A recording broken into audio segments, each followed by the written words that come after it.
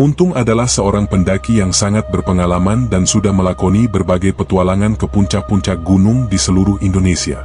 Kali ini, ia memutuskan untuk mendaki Gunung Semeru, puncak tertinggi di Pulau Jawa. Rencananya adalah untuk mencapai puncak pada waktu yang cepat dan kembali pulang ke rumahnya di Malang. Namun, ada satu hal yang tidak pernah dilihat oleh Untung dalam rencana perjalanannya, jejak-jejak misteri yang membawanya ke dunia yang jauh berbeda. Semuanya dimulai saat ia memutuskan untuk mengambil jalur yang jarang dilalui pendaki. Jalur ini terkenal sebagai rute yang lebih panjang, berbahaya dan menantang, tetapi Untung merasa ini adalah kesempatan yang sempurna untuk menguji dirinya sendiri. Beberapa pendaki yang pernah melewati rute ini memperingatkan Untung untuk berhati-hati, bahkan ada yang berkata bahwa jalur tersebut dikenal dengan cerita-cerita mistis. Mereka mengisahkan tentang pendaki yang hilang tanpa jejak, atau mengalami gangguan yang tak dapat dijelaskan setelah melewati rute tersebut. Namun, Untung yang optimis dan tidak mudah terpengaruh oleh mitos atau cerita-cerita mistis, hanya tersenyum dan mengabaikan peringatan tersebut. Ia merasa percaya diri dan yakin bahwa kemampuannya sebagai pendaki tidak akan membuatnya jatuh ke dalam bahaya. Keheningan yang menyelimuti Gunung Semeru begitu terasa saat Untung mulai memasuki jalur tersebut. Hutan lebat yang terbentang di sepanjang rute itu tampak sunyi, meskipun udara segar dan sejuk memenuhi paru-parunya. Pada awalnya, Untung merasa biasa saja. Setiap langkahnya terasa mantap dan yakin, dengan mata yang tertuju pada puncak yang semakin dekat. Namun, semakin dalam ia berjalan, semakin terasa ada sesuatu yang berbeda. Ada perasaan aneh yang tak dapat dijelaskan. Ia merasa seperti ada yang mengikutinya, seperti ada pasang surut energi yang tidak bisa ia pahami. Ketika ia berhenti sejenak untuk mengatur napas, ia mendengar suara gemerisik daun-daun yang seakan bergerak sendiri, meski tidak ada angin. Namun, ia berusaha untuk tidak terlalu mengkhawatirkannya. Suara itu bisa jadi berasal dari binatang hutan atau hal lain yang biasa ditemukan di alam liar. Tetapi ketika ia melanjutkan perjalanannya, ia mendapati sebuah bau yang sangat kuat, tidak seperti bau alam pada umumnya. Bau itu sangat harum, seolah-olah ada bunga-bunga langka yang sedang mekar di hutan. Tapi yang membuatnya terkejut adalah tidak ada bunga apapun di sekitar sana.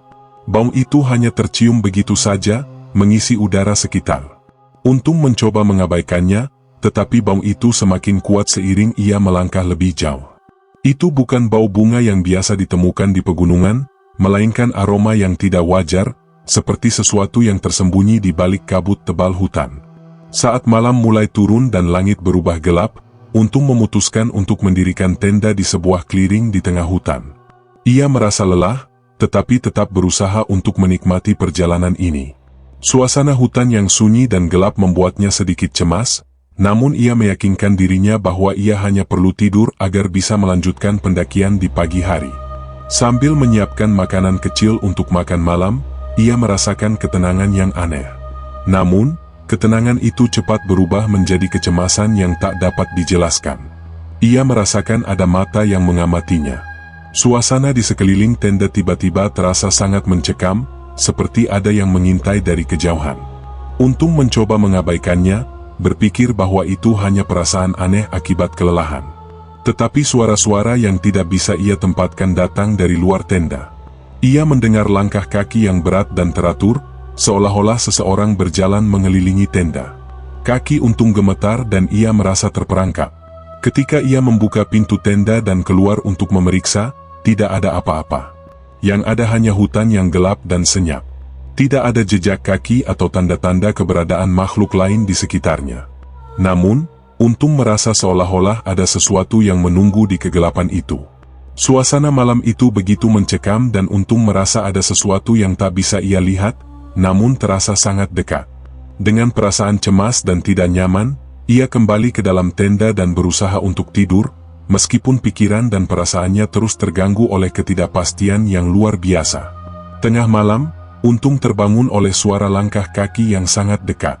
Langkah-langkah itu terasa jelas, semakin lama semakin mendekat, seolah-olah seseorang sedang berjalan tepat di luar tenda. Dengan jantung yang berdegup kencang, ia memberanikan diri untuk keluar dan melihat siapa yang ada di luar. Ia berharap itu hanya pendaki lain yang lewat atau hewan hutan yang lewat tanpa disadari. Tetapi, begitu keluar dari tenda, ia hanya mendapati kesunyian yang menyesakkan. Tidak ada siapa-siapa. Hanya pohon-pohon yang tampak seperti bayangan hitam, menari-nari ditiup angin. Untung merasa tubuhnya diliputi rasa takut yang luar biasa. Ia mencoba untuk kembali masuk ke dalam tenda, namun langkah-langkah itu kembali terdengar, semakin jelas dan semakin banyak. Langkah-langkah yang berat, seolah-olah ada banyak orang yang mengelilinginya. Ketika ia memalingkan wajah, bayangan-bayangan gelap muncul di antara pepohonan, seperti sosok-sosok yang bergerak cepat.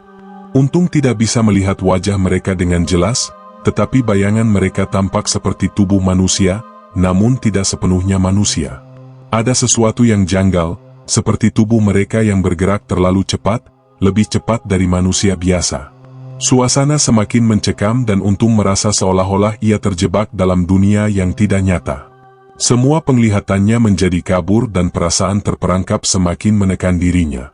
Pagi harinya, Untung melanjutkan perjalanannya dengan perasaan cemas yang mengganggu. Namun, saat ia melangkah lebih jauh ke dalam hutan, ia merasa ada sesuatu yang mengikutinya. Semakin ia berjalan, semakin ia merasa seperti ada dunia lain yang sedang mengamati dan mempengaruhi langkah-langkahnya. Saat tiba di sebuah lembah yang terdalam, Untung melihat sebuah kampung yang tampak begitu asing. Kampung itu tidak terlihat seperti kampung biasa.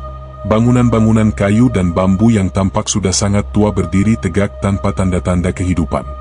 Tidak ada suara apapun, tidak ada orang yang tampak di jalanan atau di sekitar rumah-rumah tersebut. Kampung itu tampak seperti dikelilingi kabut tebal dan suasana yang menggelayuti di dalamnya terasa sangat dingin. Untung merasa sangat bingung dan terkejut, seolah-olah kampung itu muncul begitu saja di hadapannya.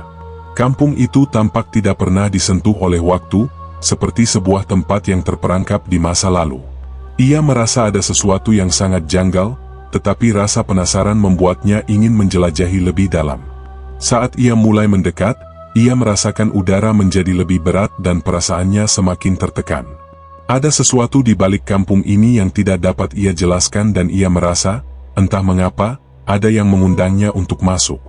Untung melangkah pelan ke dalam kampung itu, dengan tubuh yang mulai dingin dan basah oleh keringat dingin. Meski matahari sudah tinggi, langit di atas kampung itu justru terlihat suram, seolah-olah tertutup kabut tipis yang tidak kunjung menghilang.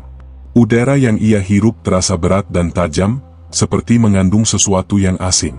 Ketika ia menginjak tanah kampung itu, langkahnya terasa lebih ringan, namun sekaligus lebih hening, seolah tanah di sana tidak mau mengeluarkan suara. Anehnya, suasana kampung itu sangat bersih, tidak ada daun berguguran, tidak ada jejak lumpur dan tidak terlihat tanda-tanda hewan. Rumah-rumah panggung berjajar rapi dengan desain arsitektur kuno khas pegunungan, namun semuanya tampak tak berpenghuni. Tirai-tirai dari kain tenun bergerak pelan ditiup angin, tetapi tidak ada satupun yang menyambut atau bahkan terlihat mengintip dari balik jendela. Langkah Untung terus membawa dirinya lebih dalam, sampai akhirnya ia melihat sosok pertama. Seorang perempuan tua duduk di depan salah satu rumah, menatap kosong ke arah hutan. Wajahnya pucat, matanya tampak sayu dan memerah, seperti habis menangis berhari-hari. Namun yang paling membuat bulu kuduk Untung merinding adalah mulutnya yang terus bergerak-gerak, menggumam sesuatu dalam bahasa yang tak dimengerti. Untung mencoba menyapa, tapi tak ada balasan. Perempuan itu seperti tak menyadari keberadaannya. Dan ketika Untung mendekat untuk bertanya, perempuan itu tiba-tiba menghilang begitu saja, seolah terhapus dari pandangan, lenyap tanpa suara. Nafas Untung tercekat. Ia menoleh ke segala arah. Rumah yang tadi terbuka kini tertutup rapat. Angin mendesir kuat dan membawa bisikan-bisikan asing yang terdengar seperti suara anak-anak tertawa, namun tak ada siapapun di sana. Merasa bingung dan takut, Untung memutuskan untuk keluar dari kampung itu dan kembali ke jalur pendakian. Tapi arah yang ia lalui tadi tiba-tiba berubah. Jalur tanah yang sebelumnya dilaluinya kini tertutup rapat oleh deretan rumah yang sebelumnya tak ada. Ia berjalan memutar, mencoba mencari jalur keluar, tapi setiap sudut yang ia lewati seolah membawanya kembali ke tempat yang sama. Sebuah pohon besar di tengah kampung, dengan akar yang menjulur seperti tangan raksasa yang mencengkeram bumi. Di bawah pohon itu ada sebuah batu besar dan di atasnya terdapat sesajen lengkap, bunga, dupa dan sebuah kendi air. Anehnya, dupa itu masih menyala, mengeluarkan asap tipis yang berbau harum menyengat, mirip aroma yang ia cium di hutan kemarin. Tanpa sadar, tubuh Untung bergetar. Ia tahu, tempat itu bukan kampung biasa. Ia mulai menyadari bahwa ia mungkin telah memasuki wilayah gaib. Ingatannya kembali pada cerita-cerita pendaki tentang Kampung Bunian, sebuah kampung tak kasat mata yang hanya bisa terlihat oleh orang-orang tertentu. Dalam legenda, Kampung Bunian dihuni oleh makhluk halus yang hidup seperti manusia, memiliki rumah, adat, bahkan pemerintahan sendiri, namun berada di dimensi yang berbeda. Biasanya, manusia yang masuk ke wilayah mereka karena tidak sengaja, dan banyak dari mereka tidak pernah kembali. Detak jantung Untung berpacu. Ia sadar bahwa dirinya harus keluar secepat mungkin. Tapi kemana?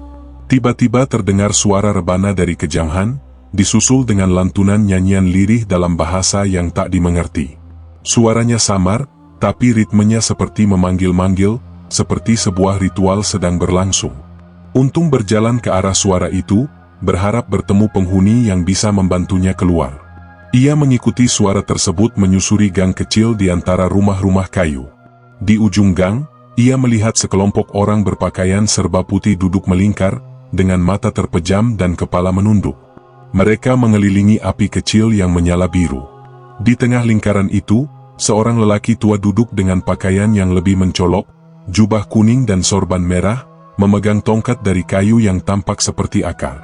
Namun, yang membuat Untung hampir pingsan ketakutan adalah, tak satu pun dari mereka memiliki wajah.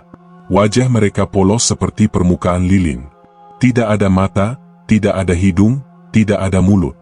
Tapi mereka tetap menggumamkan nyanyian ritual itu dengan mulut tak terlihat. Lelaki tua itu tiba-tiba membuka mata, atau lebih tepatnya, area di wajahnya yang kosong tiba-tiba menampilkan sorot tajam yang langsung tertuju pada Untung. Tanpa berkata-kata, ia mengangkat tongkatnya dan menunjuk ke arah Untung. Dalam sekejap, nyanyian berhenti. Semua orang dalam lingkaran perlahan menoleh ke arah Untung, tanpa wajah, tanpa suara, hanya keheningan yang menyesakkan. Untung gemetar hebat, mundur beberapa langkah, lalu berbalik lari secepat-cepatnya. Namun, kampung itu seperti memutar dirinya. Ia berlari melewati gang yang sama, tapi kembali ke pohon besar. Tak peduli ke arah mana ia pergi, semuanya berujung ke situ. Ketika panik memuncak dan tubuhnya hampir roboh karena kelelahan, Untung berteriak sekuat-kuatnya memanggil nama ibunya. "Bu, tolong aku, Bu." Teriakan itu menggema aneh di antara kabut kampung. Mendadak, semua suasana menjadi sangat sunyi. Bahkan angin pun berhenti bergerak. Langit di atas berubah menjadi kehitaman. Seperti malam datang tanpa peringatan. Lalu, dari kejauhan, muncullah seorang anak kecil dengan pakaian lusuh, wajahnya tertutup tudung kain coklat, memanggil pelan, "Mas, Mas mau pulang?" Untung yang sudah setengah gila karena ketakutan, mengangguk cepat. Anak itu lantas memberi isyarat dengan jarinya untuk mengikutinya. Mereka berjalan melewati gang sempit dan sebuah jembatan kayu tua yang seolah muncul begitu saja. Di ujung jembatan itu, Untung melihat kabut yang menggulung seperti pintu.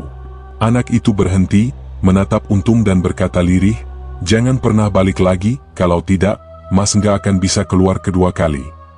Belum sempat Untung membalas, tubuhnya seperti ditarik oleh kekuatan tak terlihat dan segalanya berubah menjadi gelap. Saat Untung membuka mata, ia sudah tergeletak di pinggir jalur pendakian Semeru. Tenda dan perlengkapannya sudah tidak ada. Hari sudah sore dan matahari mulai condong ke barat. Ia mencoba berdiri, tubuhnya sangat lemas. Ia melihat ke sekeliling dan tiba-tiba dua orang pendaki lain berlari ke arahnya. Salah satu dari mereka memekik kaget, "Mas Untung? Ya Allah, sampean kemana aja? Udah 3 hari kami nyari." Untung yang masih setengah sadar, mencoba menjelaskan bahwa ia hanya menghilang semalam dan baru saja bangun pagi tadi. Tapi mereka bersumpah telah mencari Untung selama 3 hari penuh bersama tim SAR. Jejaknya hilang, tidak terdeteksi sama sekali oleh GPS atau drone pencari.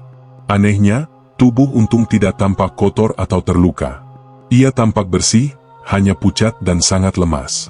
Ketika mereka turun gunung bersama, Untung sempat menoleh ke arah hutan tempat ia ditemukan. Kabut tipis masih menggantung di sana dan sesaat, ia melihat sosok anak kecil berjubah coklat berdiri di kejauhan, mengangguk pelan sebelum menghilang. Setibanya di base camp, Untung dicek tim medis dan dinyatakan sehat, hanya mengalami dehidrasi ringan. Tapi sejak saat itu, hidup Untung tak pernah sama lagi. Ia sering mimpi buruk tentang kampung aneh itu. Kadang ia mendengar suara rebana saat malam menjelang. Bahkan sekali, saat membuka jendela kamar, ia mencium bau harum dupa yang sama seperti di kampung Bunian. Ia yakin, meski raganya telah kembali, sebagian jiwanya mungkin masih tertinggal di sana. Dan ia paham betul, ia tak boleh kembali ke Semeru, karena jika ia kembali, ia mungkin tidak akan bisa keluar lagi. Hari-hari setelah kepulangan dari Gunung Semeru berubah menjadi mimpi buruk bagi Untung. Ia tak bisa tidur nyenyak. Setiap malam, bayangan kampung itu muncul dalam mimpinya. Ia selalu berada di bawah pohon besar itu, melihat wajah-wajah tanpa mata, mendengar nyanyian yang menyesakkan dada dan merasakan kabut dingin yang menelan tubuhnya perlahan. Suatu malam, ia terbangun karena mendengar suara tangisan lirih dari dalam lemari kamarnya. Jantungnya hampir berhenti. Saat ia mendekat dengan tangan gemetar, suara itu menghilang, digantikan aroma harum dupa yang sangat dikenalnya. Ia membuka lemari, kosong. Tapi di pojok lantai, ada jejak kecil berlumpur seperti telapak kaki anak-anak. Keesokan paginya, Untung berusaha meyakinkan diri bahwa itu semua hanya trauma dan kelelahan mental. Ia bahkan sempat konsultasi ke psikolog, yang menyarankan ia mengambil cuti dan menjauh dari hal-hal berbau mistis. Tapi semakin ia mencoba melupakan, semakin kuat bayangan kampung itu menghantuinya. Untung mulai mendengar bisikan saat berada di tempat ramai, seolah ada yang memanggil namanya dari antara kerumunan. Sekali waktu, saat berada di pasar, ia melihat seorang ibu tua duduk bersila di sudut gang kecil, memintanya untuk segera kembali sebelum terlambat. Padahal saat ia memalingkan wajah dan menoleh lagi, si ibu sudah tidak ada. Suatu malam menjelang maghrib, Untung dikejutkan oleh ketukan keras di pintu rumahnya. Ia tinggal sendiri dan hari itu hujan turun deras. Ketika ia membuka pintu, tidak ada siapapun di luar. Tapi ada bungkusan kecil dari kain putih yang diletakkan di ambang pintu. Di atasnya, tertulis namanya dengan tinta merah, Untung. Ia membuka bungkusan itu dengan rasa takut yang menyesakkan. Di dalamnya, ada bunga 7 rupa, sejumput rambut dan selembar daun kering yang diukir dengan pola aneh. Saat disentuh, daun itu terasa panas dan berdenyut seolah hidup. Seketika itu juga, telinganya berdenging keras dan pandangannya kabur. Ia nyaris pingsan. Dalam kabur kesadarannya, ia mendengar suara seorang perempuan berbisik, "Kamu telah dilihat oleh 2 dunia, salah satunya belum merelakanmu." Ketika Untung sadar, ia sudah berada di lantai dengan keringat dingin membasahi tubuhnya. Jam menunjukkan pukul 2 dini hari. Televisi menyala sendiri dan menampilkan gambar statis, meski sebelumnya tidak ia hidupkan. Untung tahu, ini bukan gangguan biasa. Ada sesuatu dari dunia lain yang masih menempel padanya. Ia mulai percaya bahwa kampung Bunian itu bukan hanya ilusi sesat di gunung, melainkan gerbang ke alam lain. Dan ia telah membukanya. Keesokan harinya, ia mendatangi seorang tokoh spiritual di kampung tetangga, Mbah Raji, seorang sepuh yang dikenal bisa melihat dan menolong orang-orang yang tersesat di dunia tak kasat mata. Begitu Untung menceritakan pengalamannya, Mbah Raji langsung diam, menatap wajah Untung lama tanpa berkedip. Ia lalu berkata lirih, "Sampean wis mlebu lemah sing ora sak mestine. Wong sing wis mlebu kono, jarene, mesti ninggal, tapak, ning jiwa. Yen tapak kui diundang bali, sampean ieso ilang tenanan. Kamu sudah masuk ke tanah yang tidak seharusnya. Orang yang pernah masuk ke sana, katanya, akan meninggalkan jejak di jiwanya. Dan kalau jejak itu dipanggil kembali, kamu bisa hilang selamanya." Mbah Raji meminta untuk menjalani ritual tolak balik selama 7 malam berturut-turut. Ia harus tidur di bawah kelambu putih, membakar kemenyan setiap malam dan tidak boleh keluar rumah setelah maghrib. Selain itu, ada satu syarat berat, ia tidak boleh memanggil atau menyebut nama siapapun yang pernah ia lihat di kampung itu, terutama anak kecil berjubah coklat. "Jin bocah iku dudu penolong," kata Mbah Raji, "iku pemetik jiwa. Anak kecil itu bukan penolong, dia pemetik jiwa. Mendengar itu, Untung merasakan tubuhnya makin dingin. Ia sadar selama ini, mungkin ia telah disesatkan, bukan diselamatkan. Malam pertama ritual berjalan lancar, meski sesekali terdengar suara langkah kaki di luar rumah. Namun malam kedua mulai terasa lebih berat. Pada pukul 2 dini hari, Untung terbangun karena mendengar ketukan pelan di jendela kamarnya. Awalnya ia menahan diri untuk tidak melihat, tapi rasa penasaran menguasai. Saat ia mengintip melalui celah tirai, jantungnya seolah berhenti berdetak. Di luar, berdiri anak kecil berjubah coklat, menatap langsung ke arahnya. Wajahnya pucat, matanya besar dan hitam dan mulutnya bergerak-gerak seperti sedang menyanyi. Tapi suara yang terdengar justru berasal dari dalam kepala Untung. "Ayo, Mas, pulang, tempatmu bukan di sini." Untung berlari mundur, duduk memeluk lutut di pojok kamar, gemetar dan menangis. Ia merasa seperti terjebak di antara dua dunia. Malam itu, ia mendengar suara langkah di atap rumah, pintu lemari membuka sendiri dan aroma dupa memenuhi kamar. Tapi ia tetap bertahan. Ia tahu, kalau malam itu ia keluar dan mengikuti si anak, segalanya akan berakhir. Untung membaca doa sebisanya, menahan diri hingga fajar menyingsing. Ketika ayam jantan berkokok dan cahaya pagi menyapu kamarnya, semua ketakutan perlahan menghilang. Malam ketujuh ritual menjadi malam penentu. Mbah Raji datang sendiri untuk memimpin doa dan pembakaran sesaji. Rumah Untung ditutup kain putih dan dilingkari garam. Malam itu hujan deras disertai petir. Saat doa-doa dipanjatkan, terdengar suara tangisan di luar rumah, disusul tawa anak-anak yang menggema seperti dari dalam sumur. Dinding rumah bergetar dan jendela terhempas terbuka meski sudah dikunci. Kemenyan yang dibakar mendadak padam, lalu menyala sendiri lagi. Mbah Raji menaburkan air bunga sambil berteriak dalam bahasa Jawa kuno. Tiba-tiba, Untung merasakan tubuhnya ditarik. Matanya memutih dan ia berteriak keras. Dalam kesadarannya yang memudar, ia melihat dirinya berdiri lagi di bawah pohon besar di kampung itu. Anak kecil itu memegang tangannya, berkata, "Kamu hampir kembali. Tapi dia yang memanggilmu terlalu kuat." Anak itu kemudian melangkah mundur, menatap Untung dengan mata sayu dan berkata, "Kalau kamu masih ingat aku, kamu akan datang lagi." Setelah itu semuanya gelap. Ketika Untung sadar, ia sudah terbaring di lantai rumahnya.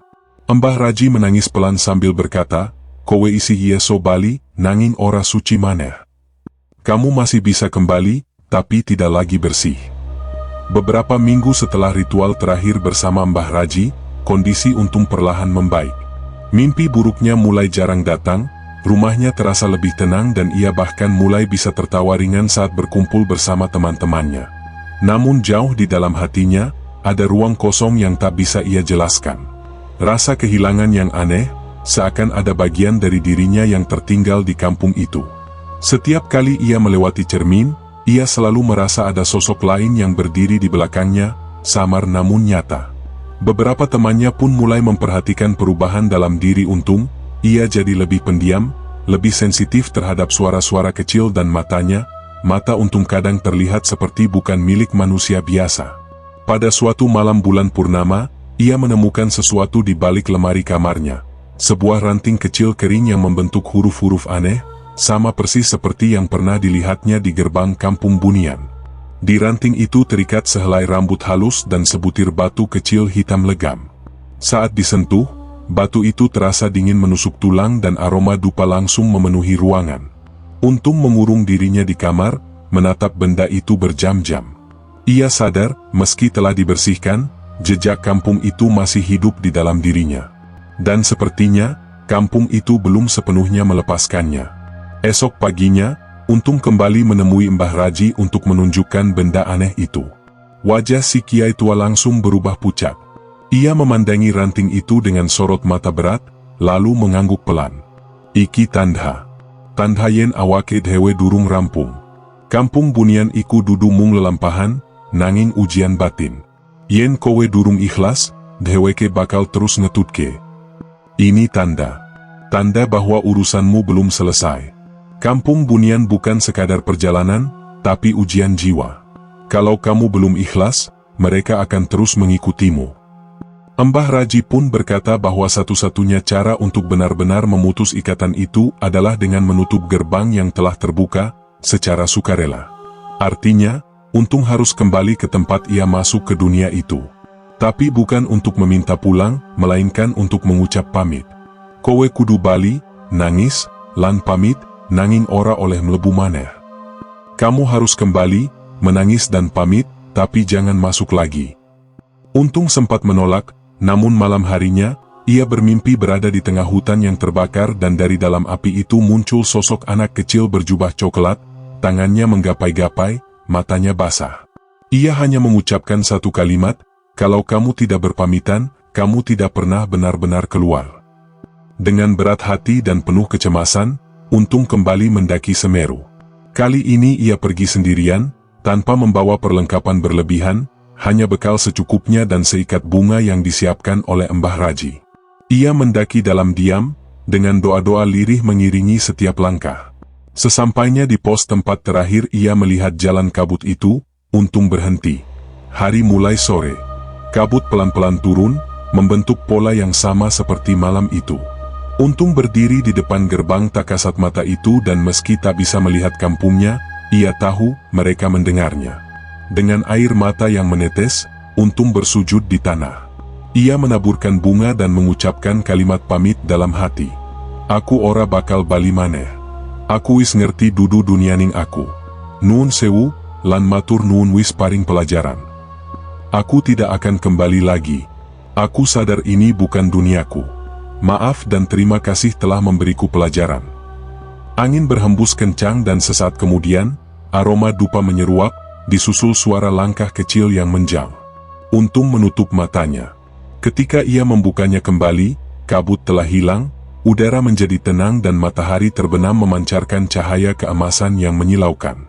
Saat kembali turun gunung, langkah Untung terasa ringan. Seakan beban besar telah terangkat dari pundaknya. Sesampainya di bawah, ia langsung mengunjungi Mbah Raji dan menceritakan semuanya. Sang sepuh hanya tersenyum tipis dan berkata, Saiki, uripmu wis bali. Nanging ati-ati. Wong sing tau mlebu kampung bunian, bakal tansah bisa endeleng sing ora katon. Sekarang hidupmu sudah kembali. Tapi hati-hati. Orang yang pernah masuk ke kampung bunian, akan selalu bisa melihat yang tak terlihat. Kalimat itu membekas di benak Untung, menjadi peringatan bahwa batas antara dunia ini dan dunia lain telah terbuka untuknya selamanya. Ia tidak pernah lagi mendaki gunung manapun. Namun ia tetap menjadi pencinta alam, hanya saja lebih banyak menyendiri di tempat terbuka. Ia juga aktif memberi edukasi tentang keselamatan spiritual saat mendaki. Banyak orang yang meremehkan kisahnya, tapi tak sedikit pula yang datang kepadanya karena mengalami hal-hal serupa. Untung memilih diam. Baginya, ini bukan tentang pembuktian, melainkan tentang menjaga keseimbangan antara dua dunia yang saling bertabrakan. Dunia manusia, dan dunia yang tak pernah benar-benar kita pahami.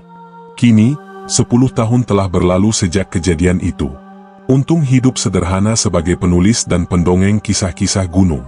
Ia tidak pernah menyebut kampung itu lagi, tidak pernah menulis nama anak kecil berjubah coklat itu dan tidak pernah membuka jejak pendakian ke Semeru. Namun di salah satu rak bukunya, tersimpan sebuah ranting kering, dibungkus kain putih, diikat tali merah, benda yang dulu ditemukan di balik lemari. Ia tidak membuangnya. Katanya, itu pengingat bahwa ada tempat yang tak boleh aku datangi lagi. Tempat yang menyimpan sisi lain dari diriku. Dan pada malam-malam tertentu saat bulan purnama menggantung tinggi di langit, terkadang Untung masih mendengar suara nyanyian lirih di luar jendela rumahnya. Lagu yang sama, dengan nada yang tak berubah. Ia tidak panik. Ia hanya duduk diam, tersenyum kecil, lalu menyalakan dupa dan membisikkan, aku masih di sini, tapi aku tak akan kembali. Nyanyian itu pun menghilang, meninggalkan keheningan yang abadi. Kisah ini bukan tentang keberanian, tapi tentang batas. Karena ketika batas antara dunia manusia dan dunia gaib tersentuh, tak ada yang bisa menjamin kita bisa kembali sebagai diri kita yang utuh.